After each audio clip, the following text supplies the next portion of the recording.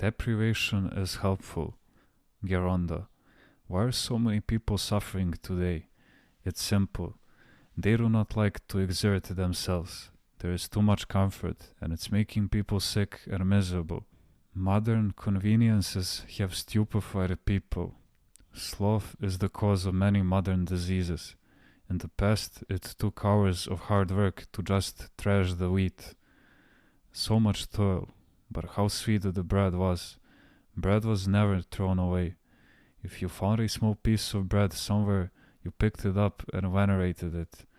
Even today, those who lived through the German occupation will see a piece of bread, pick it up, and put it aside so as not to be trod upon. Other people will throw it in the garbage as worthless because they don't appreciate its value. Most people don't even say a single glory to God for all the blessings which the Lord has given them.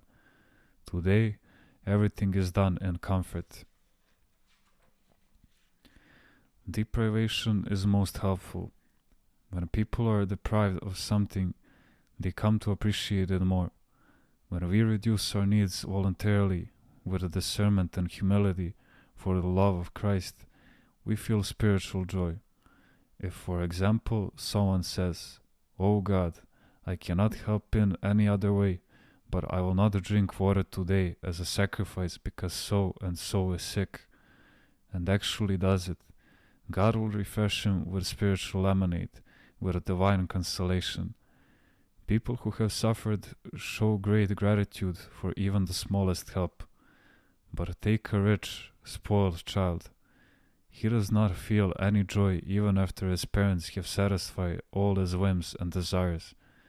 He may have everything and still suffer, so he throws a tantrum and breaks and destroys whatever he finds. By contrast, a poor child will feel great gratitude for every little thing that you give him.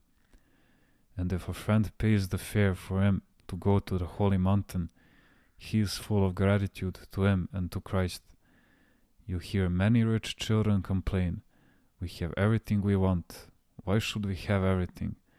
They gripe about the fact that they are having a good time instead of thanking God for the good fortune and helping others who are poor. There is no greater ingratitude than this.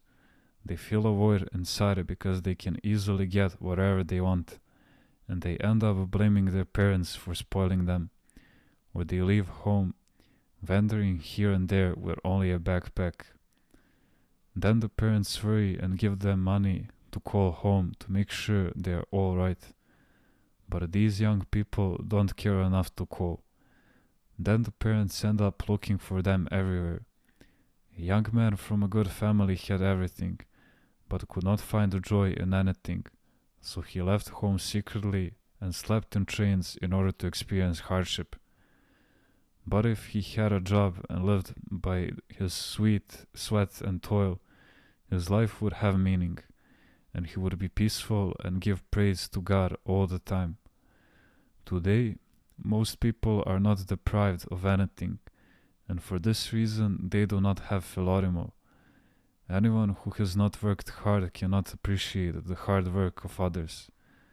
What is the point of choosing a comfortable profession in order to make money, and then start looking for hardship? The Swedes, who receive state allowances for almost everything and have nothing to worry about, end up wandering the streets. They get tired of doing nothing, so they feel stressed because they are spiritually derailed, like a wheel that, when it leaves its axle, rolls aimlessly and runs off a cliff.